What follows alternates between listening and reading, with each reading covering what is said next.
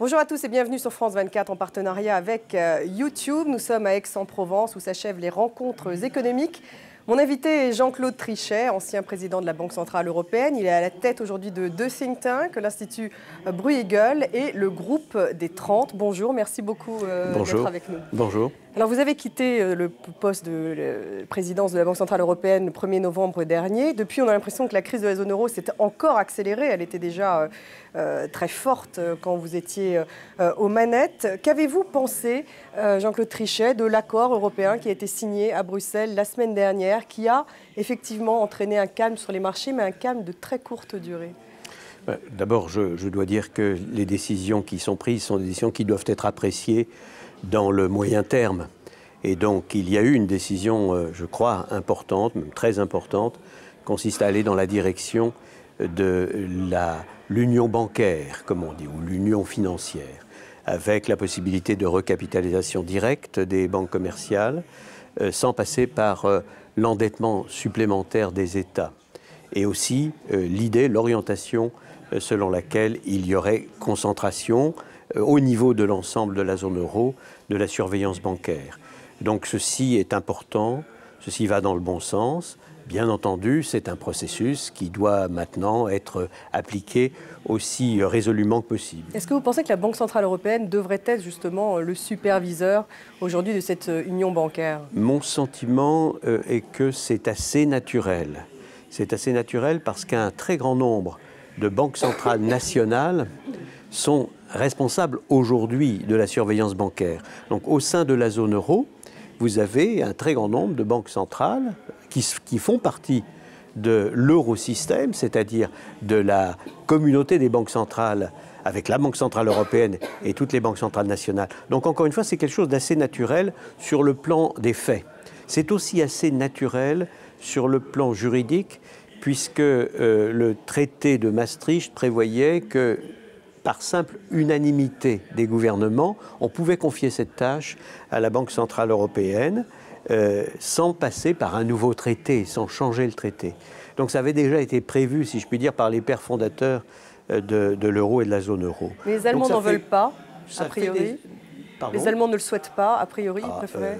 Vous pensez qu'on pourrait trouver un accord avec l'Allemagne à ce sujet? Les décisions, les orientations ont été signées par l'ensemble des chefs d'État et de gouvernement.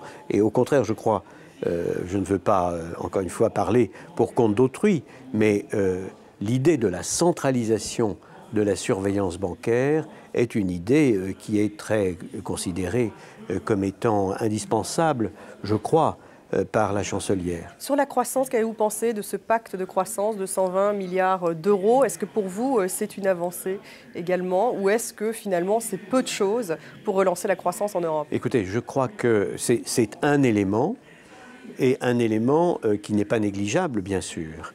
Mais ce qui est absolument essentiel, c'est le retour à la confiance. Si vous voulez, nous avons une crise qui s'est développée, qui est une crise de l'ensemble des pays avancés, pas simplement des Européens. L'ensemble des pays avancés sont dans une situation difficile, sans aucune exception. Les États-Unis, le Japon, les Européens ont des problèmes très importants. Et au niveau de l'ensemble des pays avancés, la question de la confiance, la question de la confiance des consommateurs, la confiance des investisseurs et notamment évidemment des entreprises de l'économie réelle est absolument essentielle. Dans le cas européen, nous avons en plus l'épicentre de la crise mondiale des risques souverains. Et donc, tout ce qui est fait pour augmenter la confiance des Européens, et c'est quand même très très lié évidemment à la démonstration qu'on est capable de surmonter cette crise des risques souverains. C'est pour ça que l'union bancaire est un élément important, de même que la confirmation très solennelle du fait que les fonds de stabilisation, l'actuel et le futur, pourraient intervenir sur les marchés secondaires. C'était une décision déjà prise en juillet 2011, mais qui a été réaffirmée, et je crois que c'est un élément important dans la dernière réunion. Vous étiez favorable à la création d'un ministre européen des Finances. Est-ce que vous êtes toujours Oui, je vous dois dire, j'ai même lancé l'idée. Je crois qu'en effet, c'est un élément parmi d'autres pour aller plus loin dans la voie de ce que je considère comme étant indispensable dans la zone euro, c'est-à-dire une organisation plus fédérale, et même significativement plus fédérale. J'ai beaucoup réfléchi à cette question. Je crois que même si on n'avait pas eu la crise, les 13 premières années de fonctionnement de la zone euro démontraient qu'il fallait aller plus loin dans l'union économique et budgétaire, une vraie union. Alors j'ai pensé à une idée que je soumets pour discussion bien entendu, et qui consisterait à dire: nous avons déjà 2 piliers de surveillance économique et budgétaire. L'un, c'est le pacte de stabilité et de croissance, que, comme vous le savez, la Banque centrale européenne et moi-même, tous mes collègues, nous avons toujours défendu avec acharnement, à une époque où il était considéré comme beaucoup trop orthodoxe et où les grands pays combattait le pacte. Il faut encore le voter en France, d'ailleurs. Non, je parle du pacte de stabilité et de croissance. Hein, pas la dernière modification du traité. Mais là, je parle de la surveillance telle qu'elle a été créée depuis la création de l'euro. Et puis alors, on a un second pilier maintenant qui est le suivi, qui est très important. Le suivi des indicateurs de compétitivité, le suivi de l'ensemble des évolutions, disons,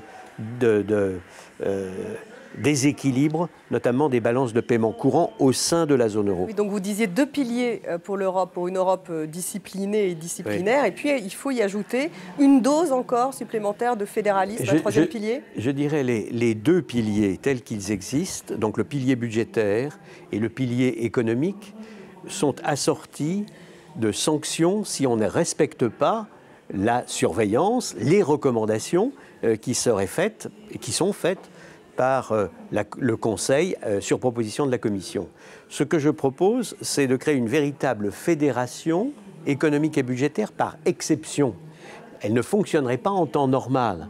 Mais si un pays se met dans le cas de ne pas appliquer les recommandations qui lui sont faites, s'il dépasse les objectifs budgétaires, par exemple, s'il dépasse les objectifs budgétaires ou s'il perd sa compétitivité de manière dangereuse, pour lui, évidemment d'abord, mais aussi pour l'ensemble de la zone, parce qu'on le voit bien, nous sommes tous tellement proches les uns des autres, tellement interdépendants, que si un pays a des problèmes très graves, ce sont des problèmes qui se répercutent sur l'ensemble des concitoyens de la zone euro, sur l'ensemble des peuples de la zone euro.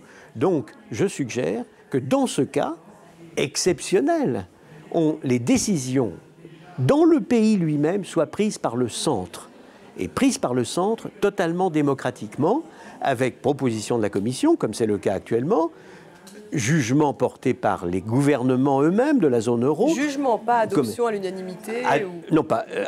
Il y a des procédures.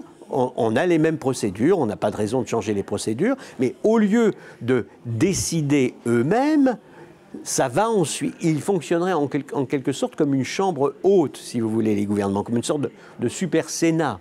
Et puis ensuite, alors vous iriez au Parlement, les représentants du peuple, des parlementaires de la zone euro, voteraient et décideraient finalement ce qu'il faut faire. C'est le Parlement européen qui prendra la décision.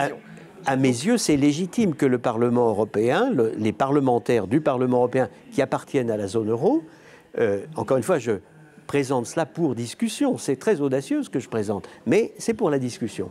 Et donc, ils décideraient parce que, en tant que représentants du peuple, élus directement par le peuple, ils ont une responsabilité de stabilité vis-à-vis de leurs propres mandants, de leurs propres électeurs.